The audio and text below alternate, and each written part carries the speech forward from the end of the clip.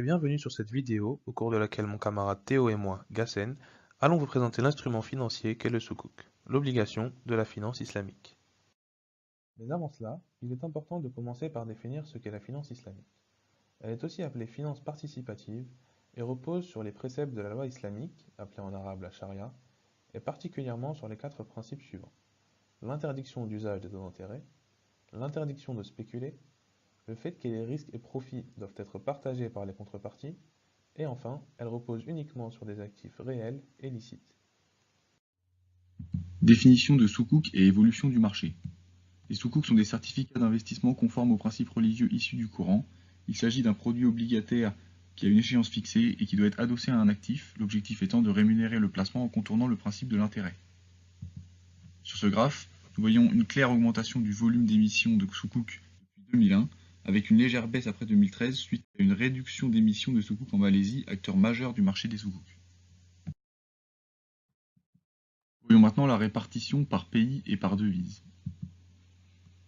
La Malaisie est le pays qui émet le plus de soukouk, largement, avec plus d'un soukouk émis sur 2.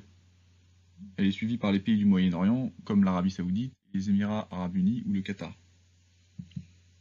C'est également en roupies malaisiennes que sont émis le plus de soukouk, conséquence directe du fait que la Malaisie domine le marché, suivi par le dollar et le rial saoudien. Pour vérifier ces données sur Bloomberg, on ne peut utiliser la fonction NIM, puis aller dans l'onglet Summary et chercher Islamic Market. Cela permet d'avoir accès aux nouvelles émissions de soukouk, puis à gauche on peut choisir l'information que l'on cherche, par pays, par devise ou par maturité. Différents types de soukouk. Il existe 14 types de structures possibles de soukouk qui se divisent en 3 grandes catégories. Les list-based, basés sur des contrats d'échange, les equity-based, basés sur des capitaux propres, et les hybrides, qui empruntent des principes de plusieurs structures différentes. Sur le graphique de 2013, on observe que la structure la plus commune est l'Ijara, structure historiquement la plus répandue. En 2017, cependant, les nouvelles émissions ont tendance à utiliser de plus en plus de structures hybrides et la structure Wakala est devenue la plus répandue.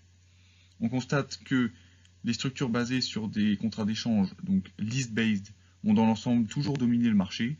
Nous avons donc choisi de vous en détailler une, l'Ijara. Comme vu précédemment, il existe différents types de soukouk. Seulement, le plus commun et plus simple à comprendre reste le soukouk et l'Ijara.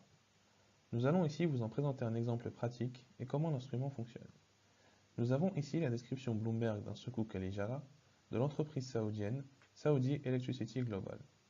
À l'instar d'une obligation classique, on peut y lire les différentes caractéristiques telles que le prix par exemple, mais l'on remarque qu'il est bien précisé qu'il s'agit d'un soukouk Elijara. De plus, on peut lire la maturité, ici dans 10 ans, le montant de la dette totale émise de 1,2 milliard de dollars, ainsi que le taux de coupon qui sera versé de 4,723%. Alors voyons maintenant plus en détail comment se déroule l'opération, premièrement à l'émission et sur la durée de soukouk. Supposons par exemple que Saudi Electricity soit en train de développer ses activités et a besoin de nouveaux locaux pour un nouveau personnel. En effet, un point important est que l'actif acheté avec l'argent des sukuk soit générateur de revenus. Ici, disons que le nouveau personnel de ces locaux permettra d'étendre les activités de l'entreprise, ce qui générera de nouveaux revenus. Ainsi, Saudi Electricity a besoin de 1,2 milliard de dollars qu'elle sera prête à rembourser dans 10 ans au taux de 4,723% pour acheter des locaux à Bouygues par exemple. Dans la finance classique que nous connaissons, Saudi Electricity se serait tourné vers les marchés financiers en proposant aux investisseurs 1,2 milliard d'obligations, payant 4,723% de coupons, remboursés dans 10 ans.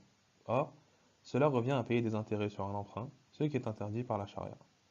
Alors, Saudi Electricity va donc créer une société ad hoc, qu'on appelle SPV, Special Purpose Vehicle, une société vide, sans locaux ni personnel, une simple entité légale.